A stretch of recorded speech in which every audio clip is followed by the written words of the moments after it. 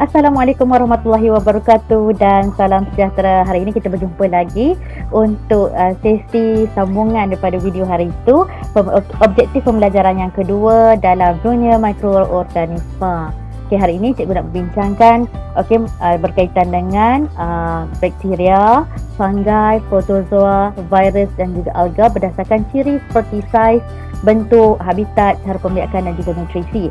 Mungkin pada PTC kali ini cikgu akan terangkan kita berkaitan dengan bakteria, fungi dan juga protozoa. Okey, kerana cikgu membuatkan video ini lebih pendek supaya kamu lebih faham dan juga lebih mengenali jenis-jenis mikroorganisma ini. Jom kita saksikan. Kembali bersama dengan Cikgu Zulia. Baik, hari ini kita akan mengelaskan mikroorganisma satu persatu.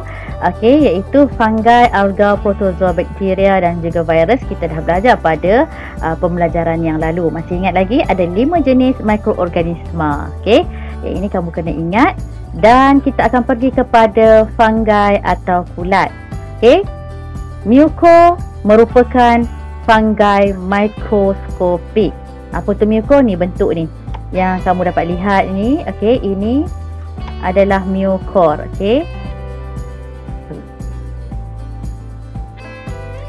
Baik, ini adalah saiz fungi. Fungi mempunyai saiz yang berbeza. Yang berbeza-beza. Kemudian terdapat fungi mikroskopik seperti cendawan, yang dapat dilihat dengan mata kasar, dan juga fungi mikroskopik seperti yeast dan juga mucor yang berukuran antara 10 mikrometer sehingga 100 mikrometer. Mana kita dapat lihat ni? Hari-hari kita dapat lihat biasanya jika kita ada makanan, sisa makanan yang tak habis daripada roti, kalau kena basah air dan sebagainya, kita biar 2-3 hari, maka berlakulah kulat di atas itu. Itu kita panggil sebagai fungi. Yang kita dapat lihat dengan mata kasar kita. Dan kita dapat lihat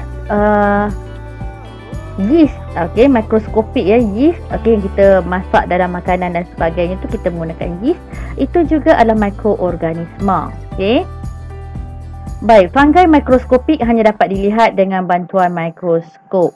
Macam mana kita nak dapat lihat tu? Letak bawah mikroskop lah. Kita hanya tahu yeast, kita tahulah kita masak dan sebagainya kan. Mucor pun sama, kita nampak kulat seperti surface area pada permukaan saja, tapi kita nak dapat lebih jelas, kita kena letak di bawah mikroskop. Fungi seperti mucor lazimnya wujud berkoloni atau berkumpulan. Koloni itu maksudnya dalam bentuk berkumpulan. Itu adalah koloni, istilah sains.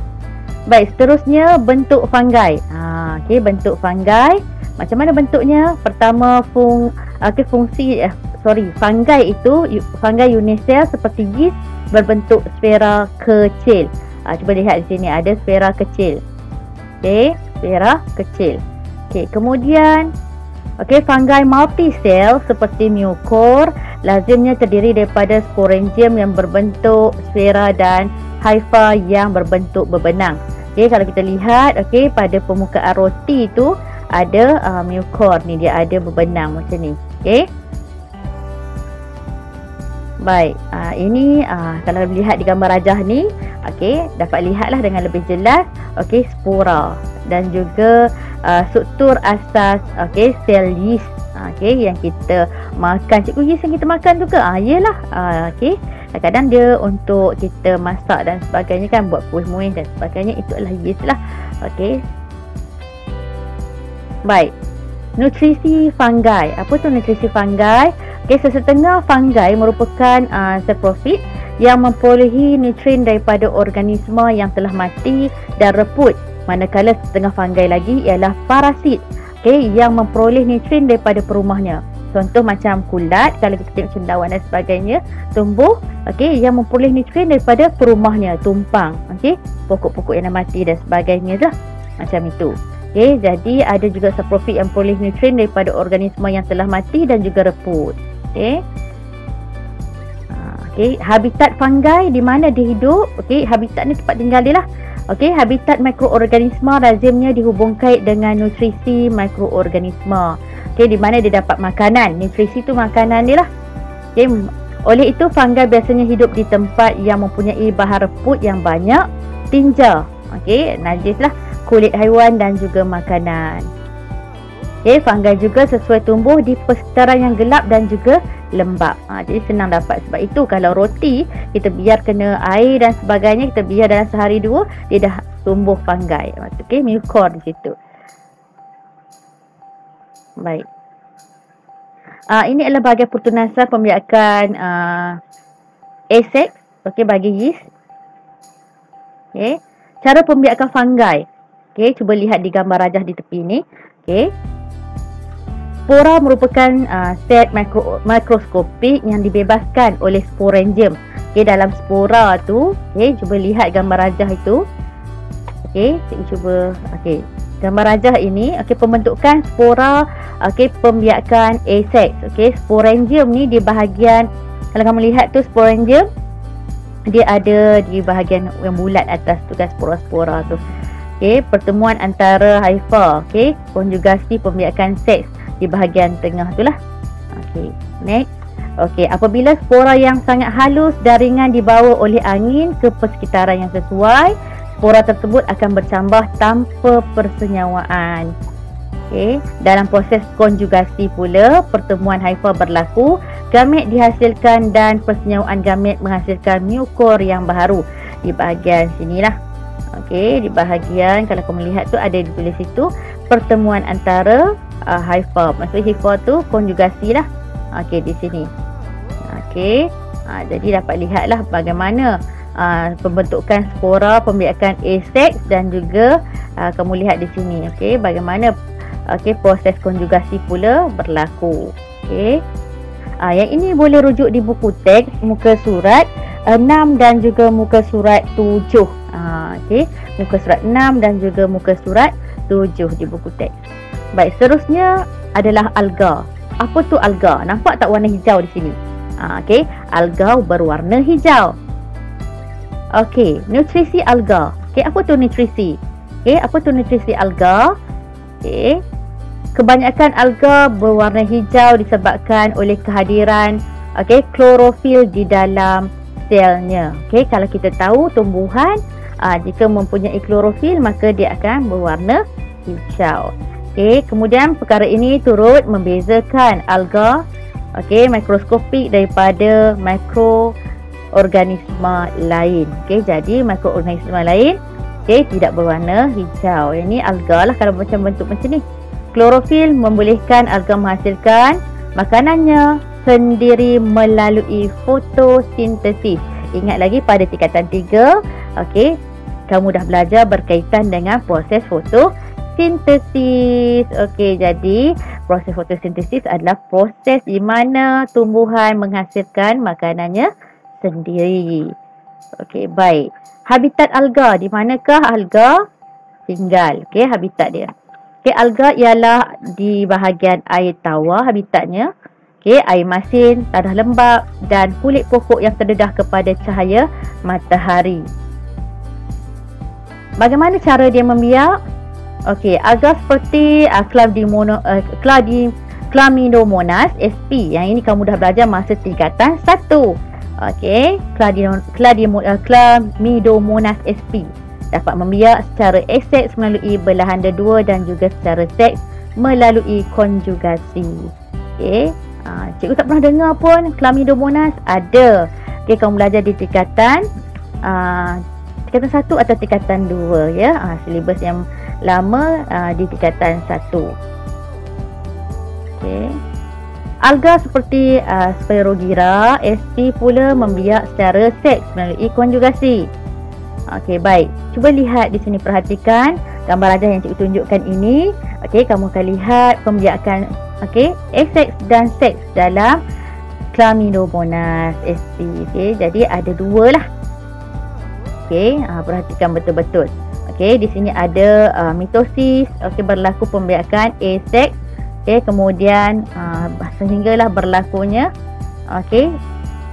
zoospora. Okey. Baik, saiz alga. Okey, alga mempunyai saiz yang berbeza-beza. Okey. Terdapat alga mikroskopik seperti alga laut yang dapat dilihat dengan mata kasar dan juga alga mikroskopik seperti Chlamydomonas sp dan Spirogyra sp yang berukuran hanya 1 mikrometer hingga beberapa ratus mikrometer sahaja. Okey, baik. Bentuk atau struktur asas Chlamydomonas dengan Spirogyra. Yang ini kamu dah belajar di tingkatan 1 kalau tak silap cikgu. Okey, tentang mikroorganisme, unisel dengan multisel. Okey. Jadi ingat balik unisel dan juga multisel apa yang kamu dah belajar dulu kamu belajar kemudian. Okey. Baik. Ini adalah strukturnya. Bentuk dan struktur asas. Okey. Alga unisel seperti Chlamydomonas sp dan alga multisel seperti Spirogyra mempunyai kloroplas yang mengandungi klorofil. Cuba tengok ada kloroplas dan juga klorofil yang mana struktur itu berwarna hijau. Okey, kloroplas. Okey.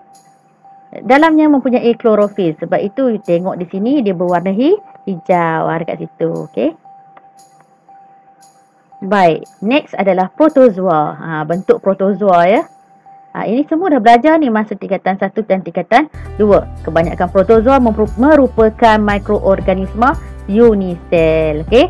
Ukurannya adalah 5 mikrometer hingga 250 mikrometer dan dapat dilihat melalui mikroskop cahaya kuasa rendah. Jadi kita pun pernah buat eksperimen yang lepas berkaitan dengan protozoa ini. Protozoa lazimnya wujud secara berkoloni ataupun berkumpulan. Baik, bentuk protozoa. Cuba lihat ini, bentuk seperti slipper kan. Okey, protozoa mempunyai pelbagai bentuk. Okey, ini salah satunya Paramecium sp. Pernah dengar perkataan Paramecium sp? Juga dah belajar masa tingkatan 1 dan tingkatan 2, pendengar rendah lah. Okey, berbentuk seperti bentuk slipper. Okey, slipper dan mempunyai struktur seperti mikronukleus, makronukleus, sitoplasma, vakuole, ada vakuole mengecut, membran sel dan juga rambut halus yang dikenali sebagai cilia di bahagian luar.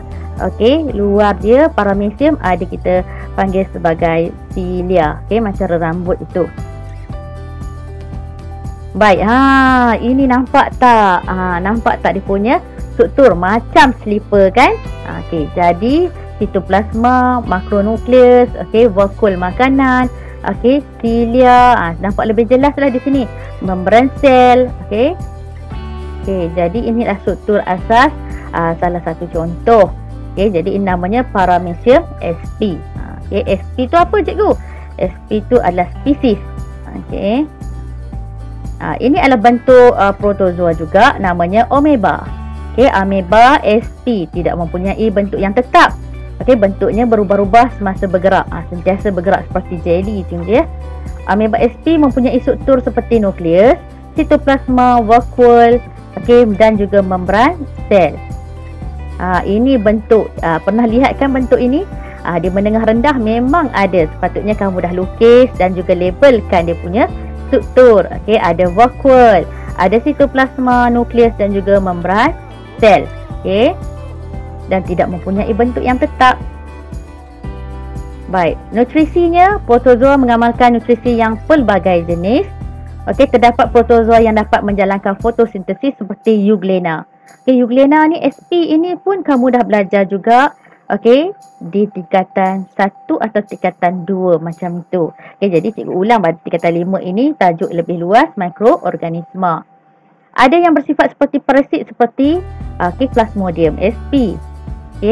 Ameba sp mendapat nutrien melalui fagositosis. Apa tu fagositosis? Fagositosis ni nampak tak di gambar rajah ini?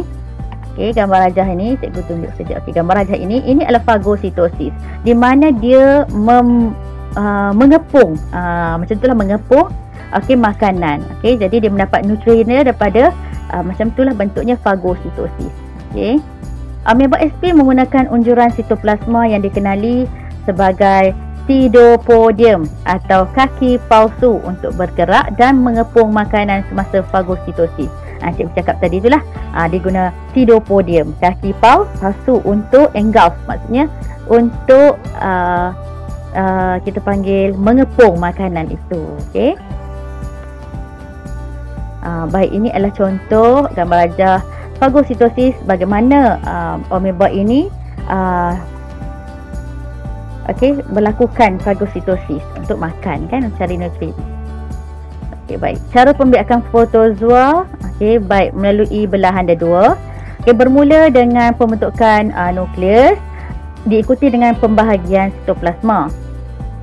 Paramecium sp dan juga ameba sp membiak secara aseks melalui belahan dua. Belahan dua ni adalah bila satu sel tu dibelah dua. Macam tu. Tengok gambar rajah yang cikgu tunjuk di sebelah sana tu. Okey. Belahan dua. Ini. Okey, bagaimana dia berlaku belahan dua tersebut. Okey. Kemudian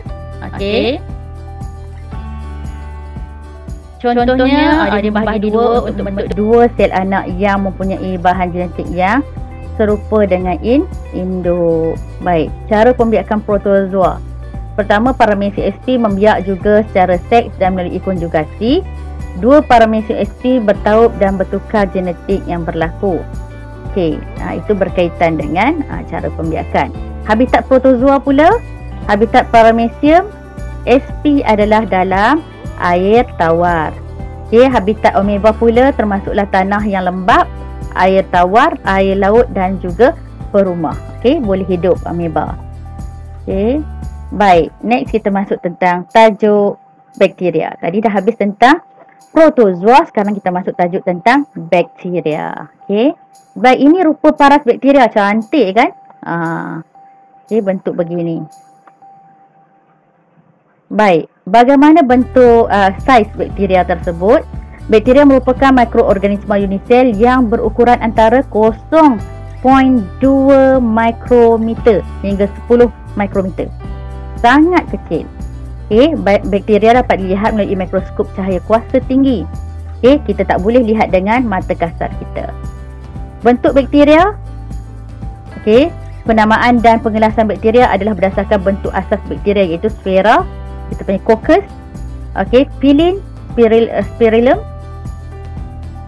okey, root, bacillus dan juga coma, vibrio. Okey, ini adalah bentuk-bentuk macam ni lah yang dapat dilihat dalam kotak-kotak yang cikgu tunjuk ni. Okey, coccus, spirillum, okey, bacillus dan juga vibrio. Okey, dapat lihat bentuk-bentuknya. Okey, baik, struktur asas bakteria. Nampak bakteria macam ni kan. Okey, nampak bakteria begini. Kebanyakan bakteria mempunyai dinding sel yang teguh yang memberikan bentuk dan sokongan kepada bakteria. Dinding sel bakteria tidak dibina daripada selulosa, tetapi dibina daripada asid amino dan juga polisakarida. Ini juga kamu dah belajar tentang asid amino dan polisakarida di tingkatan 3. Okey, jadi kena recall balik. Okey, ingat balik apa yang kamu dah belajar. Okey, asas. Baik, ini adalah bentuk asas bakteria. Okey, kena ingat ke cikgu? Ya, kena ingat struktur asas ini. Okey, struktur asas ini kena ingat. Okey, baik. Di sini ada kapsul, ada bintil glikogen, okey, flagellum. Okey, ini ukurannya 1 mikrometer. Ada sitoplasma yang bentuk titik-titik-titik ini, bahan genetik. Sinilah nukleus lah. Okey, membran sel. Membran sel di bahagian dalam ini, okey, dinding sel. Itu saja. Ini struktur asas bakteria. Setengah bakteria mempunyai kapsul yang melindungi dinding sel. Okey, ada kapsul. Okey, kapsul tu apa? Yang di bahagian luar. Okey, setengah bakteria pula mempunyai struktur rambut halus yang dikenali sebagai pili, yang membolehkan bakteria melekat pada permukaan tertentu. Okey, setengah bakteria juga mempunyai struktur seperti ekor yang dikenali sebagai flagellum untuk membantu pergerakan, seperti dalam gambar rajah yang cikgu tunjuk di sini. Okey, kalau kamu lihat, okey, gambarannya dia ada, okey, ada macam ekor ni kan, rambut-rambut ini. Kemudian nampak seperti ada kapsul. Baik, seterusnya nutrisi bakteria. Baik, bakteria mendapat makanan melalui pelbagai cara. Antaranya, okey, mempunyai klorofil menghasilkan makanannya sendiri. Bakteria. Kemudian setengah bakteria bersifat parasit yang mendapatkan nutrien daripada perumahnya. Maksudnya dia menumpang orang lain. Terdapat juga bakteria saprofit yang mendapatkan nutrien daripada organisma yang telah mati. Jadi bakteria dapat makanan daripada situlah. Okey, baik. Kemudian habitat bakteria, di mana bakteria ni berada? Okey, bakteria dapat ditemukan dalam udara, air, tanah dan kesemua organisma dan bahan yang mereput. Sebab itu badan kita kena sentiasa bersih dan sentiasa cuci. Sebab kita tak tahu bakteria kita tak nampak dengan mata kasar kita. Okey, di mana ditinggal. Okey, cara pembiakan bakteria ni sangat penting dalam keadaan kita sekarang ini. Kena jaga kebersihan kita. Bakteria membiak secara aseks, iaitu melalui belahan dua, dan juga membiak secara seks melalui konjugasi. Ini adalah belahan dua, proses belahan dua. Sel induk membahagi bahan genetik, pembahagian sitoplasma kepada dua sel anak. Jadi inilah dia punya, kalau kita tengok di sini, inilah dia punya flow, maksudnya alirannya, macam mana berlaku belahan dua. Okey, baik, ini adalah konjugasi. Okey, ada plasmid, tube konjugasi, okey, ada kromosom. Okey, kemudian pertama sekali tu cuba tengok di bahagian atas ini, pembentukan tube konjugasi. Okey, di atas ini tube konjugasi, pertemuan antara dua sel. Kemudian pemindahan bahan genetik berlaku apabila sebahagian plasmid didermakan. Mana plasmid? Plasmid yang ini. Okey. Kemudian sel anak, okey, dengan kandungan genetik yang sama terbentuk di sini. Okey, ini plasmid dia akan membahagilah, okey, didermakan. Baik, konjugasi bakteria. Okey, plasmid merupakan gelang kromosom kecil. Okey, plasmid. Mana plasmid tadi? Cuba tengok ni plasmid ni. Okey, ini plasmid. Okey, ini plasmid. Okey, di bahagian atas tu, okey, boleh nampak kan plasmid kat atas tu kan?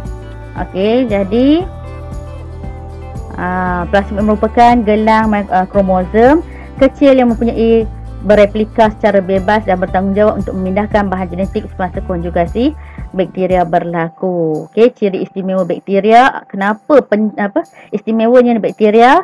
Okey, seperti Bacillus, okey, membentuk endospora. Okey, rajah 1.16 tu, okey, supaya mendapat bertahan dalam persekitaran yang ekstrim seperti kawasan yang terlalu panas atau sejuk, kemarau dan kekurangan makanan. Okey, ciri istimewa bakteria. Lagi ciri istimewanya, endospora ialah spora yang terbentuk di dalam sel bakteria dan mempunyai permukaan perlindungan yang kuat. Okay, ini bahagian ciri istimewa bagi bakteria lah. Permukaan perlindungan endospora ini akan berpecah apabila kawasan persekitaran endospora sesuai untuk pertumbuhan dan seterusnya bercambah untuk membentuk bakteria baharu. Okey. Jadi ini dah, cuba lihat gambar rajah yang cikgu tunjuk sini. Okey, gambar rajah yang atas tu, okey, permukaan perlindungan. Okey, ini spora, endospora. Okey, jadi endospora Bacillus. Okey, boleh tengok di sinilah. Okey. Okey. Ini nampak tak gambaran apa? Virus. Okey, selalu kita lihat di televisyen kan. Dewasa kini isu ini sangat besarlah tentang coronavirus. Jadi bentuk virus tu macam inilah kita nampak virus. Okey. Baik, saiz virus merupakan mikroorganisma yang paling seni dengan saiz kurang daripada 0.5 mikrometer. Okey, virus hanya dapat dilihat melalui mikroskop elektron.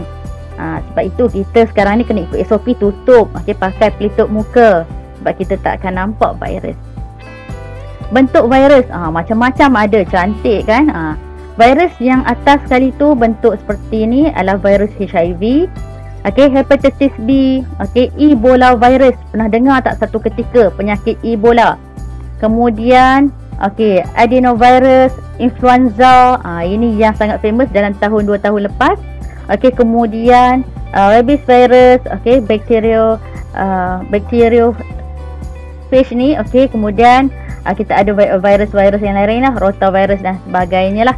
Ada banyak jenis virus. Okay. Virus yang berlainan jenis mempunyai bentuk yang berbeza seperti sfera, helix. Okay, helix tu bentuk helix lah.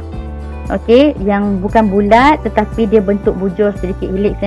Okay, polyhedral, okay, dan kompleks, gabungan antara helix dengan polyhedral. Baik, bentuk virus. Okey. Yang ini boleh lihat di buku teks muka surat. Okey. Cuba lihat buku teks kamu.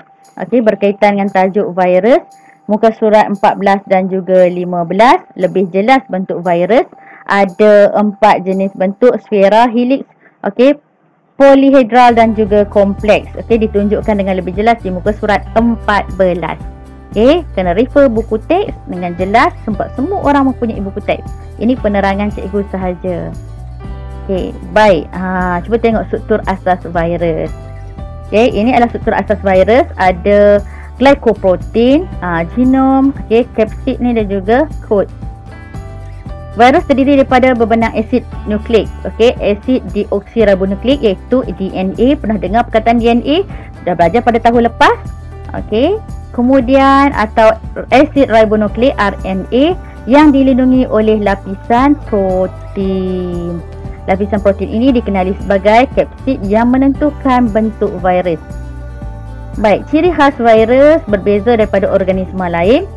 Okey, virus tidak mempunyai ciri hidup di luar perumah kerana tidak menjalankan respirasi, perkumuhan, pertumbuhan dan tidak bergerak balas terhadap rangsangannya. Okey, virus hanya membiak dengan cara berjangkit. Okey, sel perumahnya seperti bakteria, haiwan dan juga tumbuhan. Okey, tengok rajah di sini. Okey, cuba lihat rajah sini. Okey, rajah ni. Okey. Baik, rajah menunjukkan urutan proses pembiakan bakteriophage. Okey, bacteriophage. Okey, yang menjangkiti bakteria iaitu sel perumahnya. Okey, next. Kita tengok ini. Okey. Lihat buku teks muka surat 15, dijelaskan bagaimana bakteria, okey, dan juga virus ni. Virus melekat diri pada permukaan sel perumahnya seperti sel bakteria di sini. Okey, kemudian dimasukkan bahan genetik virus ni. Virus menyuntikkan bahan genetiknya iaitu DNA ke dalam sel bakteria. Okey, jadi kemudian apa yang berlaku? Bahan genetik virus mengambil alih kawalan sel bakteria sambil membahagi dan menggunakan bahan di dalam sel bakteria untuk membina lapisan protein yang ataupun kita panggil sebagai kapsid. Okey, bilangan virus bahan yang dihasilkan di dalam sel bakteria kian bertambah, maka makin banyaklah di sini. Okey. Baik, kemudian virus baharu memecahkan sel bakteria dan membebaskan diri untuk menyerang sel bakteria yang lain. Sebab itu sangat berbahaya virus ya. Jadi inilah flow-nya bagaimana virus itu disebarkan ataupun separate. Okey. Baik. Cikgu harap kamu faham ya. Apa faktor yang mempengaruhi pertumbuhan mikroorganisma? Pertama, kelembapan. Okey. Yang kedua, cahaya. Yang ketiga, suhu. Yang keempat adalah nilai pH. Yang kelima, nutrien. Okey, dan kita lihat satu persatu. Tadi ada berapa tadi cikgu sebut? Ada 5 faktor yang mempengaruhi. Mempengaruhi apa? Okey, 5 faktor. Ingat lagi tak? Yang mempengaruhi pertumbuhan mikroorganisma. Ini sangat penting sebab kamu akan menjawab soalan dalam praktis formatif 1.1 ada ditanyakan. Okey, tips lah ni. Okey. Baik, kelembapan. Keadaan yang lembap sesuai untuk pertumbuhan dan pembiakan mikroorganisma. Persekitaran yang kering menyebabkan mikroorganisma kurang aktif dan merencatkan pertumbuhannya.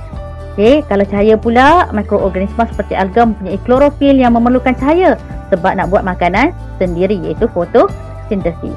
Mikroorganisma seperti kulat dan bakteria tumbuh dengan lebih baik dalam keadaan gelap. Okey, pendedahan kepada cahaya ultra ungu dapat membunuh mikroorganisma. Semua tu penting. Okey.